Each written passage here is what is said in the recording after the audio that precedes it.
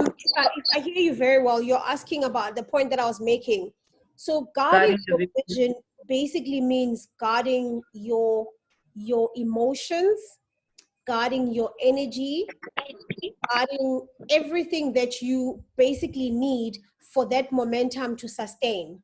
So where I'm going with it is, do more of the things that give you joy. And I am going to assume and hope that the things you are putting down in your vision are the things that actually fuel your joy. And when you are happy, there's a positive momentum in what you're doing. Like I was telling my children, we cleaned the entire house this morning.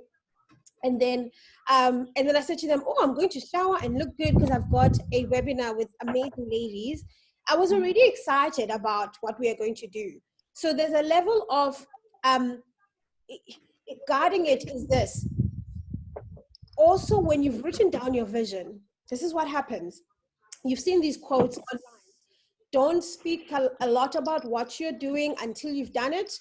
I'm not very fast about that because people can copy ideas every day. It doesn't matter. But where I'm going with that is that there's sometimes people who will feel a negative about the things that you're trying to do because you've shared those things with them. So in guiding them is also to make sure that you know the people you can share your dreams and your vision and your goals with, and you know the people that you can't, because they are generally negative people.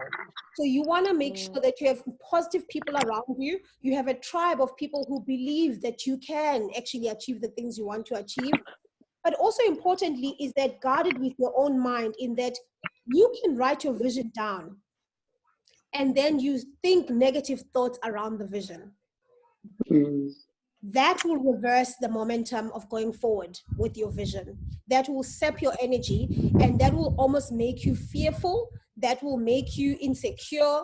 That will make you feel like, what was I thinking anyway? So it's not even them saying, what was she thinking anyway? It's you, your mind. Guard your mind. Be positive in what you're putting down. And then heart. Guard your heart. Be at peace. I was saying, like, I think the best thing we can do for ourselves during this COVID virus is be at peace with what is. And when you're at peace with what is, you can focus on being positive and believing that God is at work.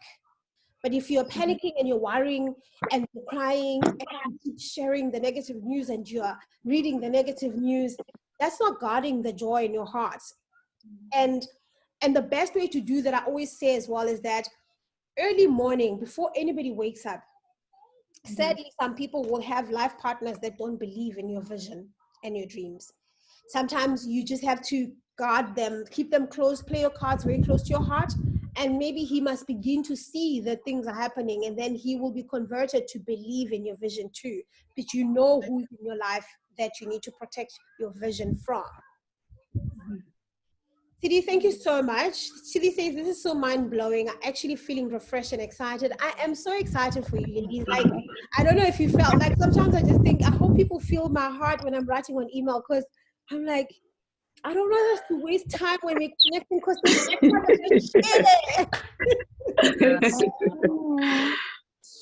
so much to share. And these things are You're welcome. It's a pleasure. And these things are not rocket science. And the sad part is that no one teaches them at school or university, or Yes. teach them at church. But we don't know how to take what we learn from the Bible and make it practical. Yes. You see, a lot of what I teach in my master classes is really God's word, but made practical for our everyday living, especially for women. So let's carry on. Should I bring the screen up, our vision board into screen? Yes, thank you. All right, so I'm going to share the screen with you. Can you see it? I'm going to try and put it on full view. Enter full screen. Tell me if you can see it. Yes, we can see it. Yeah, we can see it. Fantastic. And if you know this, it is the word in the Bible. Write the vision down and make it plain on tablets. I always put there in bracket iPads. Tablets then were stones. Now it's iPads. So he can run with it who reads it. So the idea that we are doing that is that every day you feel energized to run towards your dreams and your vision every day, literally. Okay, so how many of you ladies have really imagined the life you want? I guess we all have. All of us. Yes. Okay, Yeah. I'm glad. So you've done your pre-work. You've done your pre-work because that's why I send the pre-work, because you'd find some people are like, what do you mean? How do I know? And you know, it's the sad part is that how do I, like people will say, how do I know the life that I want? That's because you haven't exposed yourself, you haven't read. Like books are such good things. Like books are so good in opening your mind and taking you to London and New York, even when you've never been. A book will take you to India. A book will make you want to write your own book.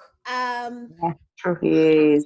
Yeah, and TV can do that too. But I mean, I think sometimes TV can be negative. And if you are a news person, I don't watch the news. Sometimes I just go watch what I feel like is inspiring. There's a program right now called God Friended Me, and just search it on. Oh yes. It's so good. It's like it just makes you think about every day how we are angels to other people, and we are human beings, but we're actually angels to others, and how other people can be angels to you, and you don't know because God has sent them to you.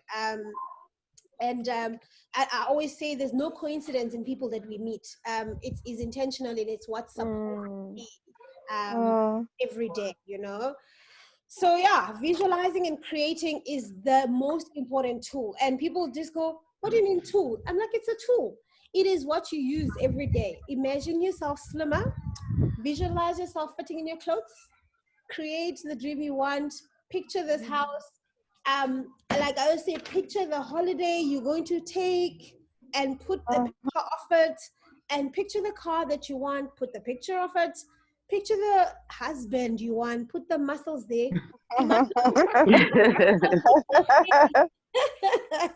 This always gets to my ladies. But I did that a lot. Like I didn't write necessarily like put pictures of like muscles. Like I would write. My pastor in a church before Rivers Church used to say, you need to have specs of what you want in your husband. So I would write, I can't be running 21 kilometers and 42 and then be married to someone who's 42 kg, not sorry, for like 80, 90. I don't know, but you know what I'm getting at. So when you do that, so pretty much I've always dated guys that are like buff and they, you know, that they'll show muscle, and I'm like, your shirt fits nice on you. Like it just you can see that the man, you know. And my husband, I'm like, yes, my husband is like that, and I'm so excited about it because I just look at my old journal and I go, he needs to be fit, he needs to be world traveled. I was just like, you know, I was like, it doesn't matter what he does in his job as long as he earns a good salary and he has a financial astute with, you know, his finances. But I wanted him to have traveled the world, because imagine me dating a guy, like driving a taxi from Inanda, and this guy goes, so we are Dubai, or we are Bali, what's ban? Zomoshi imali. Yebo.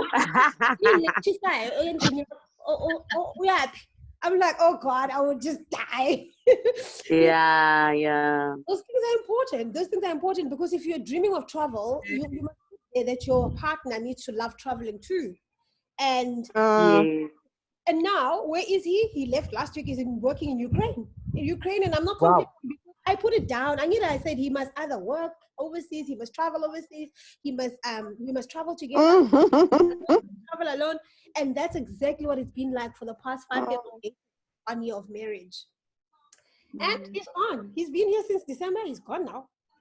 And then we keep talking, saying, so you think with lockdown, you'll be home in 60 days, 30 days? He's like, I don't know. We don't know. So we talk on Zoom, we talk on Skype, but I can't complain now. And funny enough, the partner before then, he's Danish, and he was literally in South Africa every 2-3 weeks, and I would fly out to Denmark dating every second month. And I just got tired of it. I did realize, oh flip, I can't go back and forth to the same place. I want to go to other places in the world. So this is not the one I asked for.